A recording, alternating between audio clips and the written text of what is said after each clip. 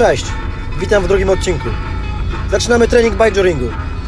Po pierwsze, psy nie biegają luzem. Przyjeżdżamy na trening, psy są w swoich klatkach, w przyczepie, w samochodzie. Czekają w spokoju, żadnego swobodnego biegania. Tego dnia jest trening w uprzęży. Tego dnia pracują intensywnie, pracują ciężko. Dlatego żadnego swobodnego biegania przed treningiem. Nie w ten dzień, o nie. Ubieramy uprząż psu. Jak to robimy? Jesteśmy gotowi do startu, czyli mamy kask, okulary, rękawiczki. Pies nie będzie na nas czekał. Łapiemy psa między uda, ściskamy go, żeby nie skakał, żeby nie wybił nas zębów, żeby nasze zęby się zachowały i spokojnie ubieramy uprząż. Ale robimy to w momencie, kiedy jesteśmy gotowi do startu. Nie możemy ubrać psu uprzęży, a dopiero później ubierać kasku, szukać okularów, szukać butów. Robimy to sprawnie, gotowi do startu w każdej chwili. A rower już czeka. Uprząż ubrana? To dobrze. Idziemy do roweru. Rower czeka na lewej stronie, położony na ziemi. No chyba, że mamy handlera, który będzie go trzymał. Linę mocujemy do główki ramy. Ustawiamy odpowiedni bieg. Bieg dostosowany do naszej siły nóg i siły naszego psa. Generalnie twardo.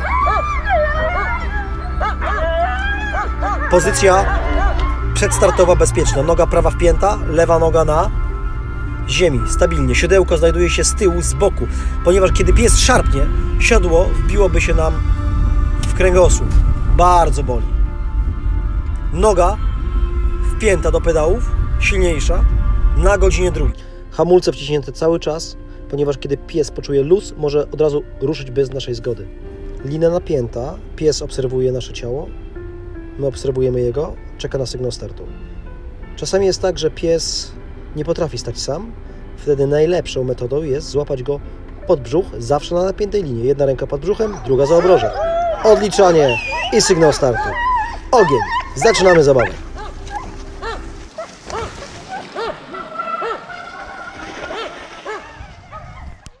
Psy potwornie to uwielbiają i zawsze będę to powtarzał, że kiedy pies nie chce, nigdzie nie pojedziemy. To jest sport, w którym pies musi chcieć. A te psy chcą bardzo biegać. W bike journingu szkolimy również liderów do naszych zaprzęgów. A pies bike journingu musi być jak lider w zaprzęgu, musi biegać zawsze, wszędzie i po wszystkim. Dlatego kałuża czy błoto nie ma najmniejszego znaczenia. Taki pies jest odważny. Biegnie bez względu na wszystko, wszędzie, po wszystkim. Obieramy odpowiednią trajektorię jazdy. Patrzymy zawsze troszeczkę dalej niż nasza kierownica i przednie koło. Absolutnie dalej niż nasz pies. Patrzymy dobry metr przed psa.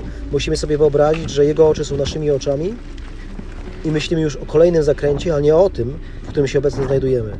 Zawsze wybiegamy myślami w przód, bo inaczej gleba. Można podjeżdżać na siedząco. Bardzo wskazane, szczególnie na długie podjazdy. Na długim wyścigu. Na mięciutko, na wysokiej kadencji, w rytmie podjeżdżamy, ewentualnie wstajemy tylko kiedy są korzenie. Tutaj jest dość ślisko, padał deszcz, więc nie zrywamy przyczepności tylnego koła. Równiutko, starając się odciążyć psa. W rytmie. Ale można podjeżdżać siłowo, dynamicznie i szybciej, tracąc przy tym trochę więcej energii, ale na krótkich podjazdach lub na końcówkach podjazdów bardzo wskazana technika, szczególnie w wyścigu bike jourringowym. Jedziemy na stojąco, na twardszych przełożeniach, blokując amortyzatory, bujamy delikatnie rowerem z lewej strony na prawą i wykorzystujemy masę własną i ciężar swojego ciała, aby mocniej wcisnąć. Ale ta technika podjazdu zużywa więcej naszej energii. A teraz jak wykorzystać siłę naszego psa, siłę uciągową w ostrym zakręcie? Zobaczcie, wieszam się na psie w zakręcie, blokując tylko tylny hamulec, wchodzę driftem w zakręt, a pies pomaga mi wyjść z tego zakrętu. Jest to technika, która troszeczkę obciąża psa siłowo. Trzeba wiedzieć, czy możemy sobie ze swoim psem na to pozwolić, czy jest wystarczająco silny. Zobaczcie, blokuję tylne koło na ułamek sekundy, rower stawia bokiem, pies mnie wyciąga i w momencie, kiedy jestem już na prostej, dociskam pełną moc w pedały. Natomiast oczywiście wcześniej, przed driftem, zmieniam biegi. Muszę już wiedzieć, na jakim przełożeniu będę za chwileczkę podjeżdżał. Zmieniamy biegi przed tymi najtrudniejszymi miejscami. przeszkoda i hopa. Skok z psem jest o tyle trudny, że pies dociąża, przednie koło ciągnie cały czas za główkę. Przez to przednie koło ląduje szybciej. Ciężko wyprowadzić rower tak, aby skoczyć i wylądować na tylnym kole. Staramy się wylądować na 2 kołach, ale często jest to niemożliwe. Pies dociąża przód. Trzeba uważać na skokach z psem.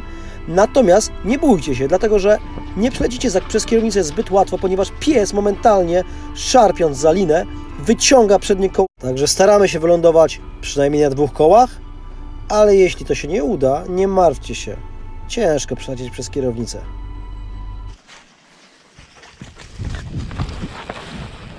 Zjazd z psem wydaje się prosty, a wbrew pozorom jest jedna z trudniejszych rzeczy. Dlaczego? Dlatego, że nie można pojechać na pałę. Trzeba przyhamować, ponieważ wiele osób pali na wyścigach, na pierwszych kilometrach swoje psy, pojedzie z nimi za szybko. Słuchajcie, wy nie macie w nogach kółeczek, tak samo pies nie ma kółeczek, tylko łapki i zbieganie z góry jest strasznie męczące. Dla Was i jeszcze bardziej dla psa.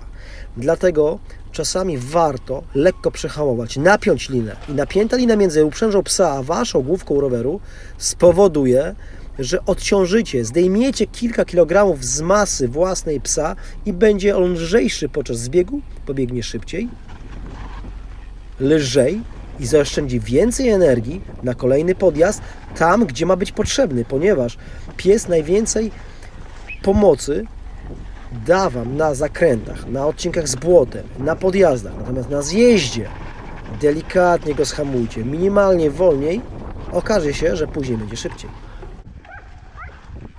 Kiedyś ktoś mnie zapytał, czy jak jadę z psem, to się męczę. Tak samo jak bez psa, nawet bardziej, mam dużo więcej adrenaliny i tutaj na tym przejeździe jadę za średnim tętnem 170-175. Pies powoduje, że chce mi się, pies powoduje, że skupiam się dużo bardziej na jeździe, bo jadę szybciej. Z psem męczę się tak samo, jakbym jechał bez psa, tylko że z psem jadę jakieś 30% szybciej, niż gdybym jechał sam.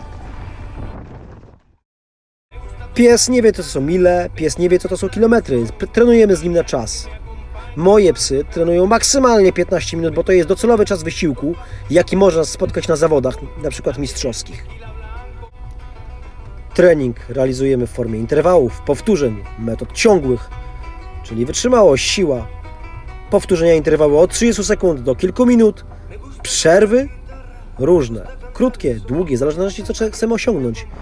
Staramy się wykonywać 3 powtórzenia minimalnie, czasami i 10, ale o tym dlaczego i jak będzie już w następnym odcinku. A my już kończymy dzisiejszy trening i zapraszamy za tydzień.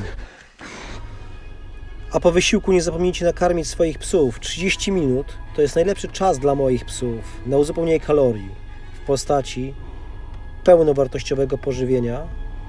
Działa to doskonale nie tylko na odbudowę ich ciała, ale doskonale na ich głowę, bo jedzenie jest czymś cholernie instynktownym dla psa i świetnie działa na ich psychikę. Nie dość, że pobiegały, to się cieszą, że dostały jeszcze nagrodę w postaci doskonałego żarcia.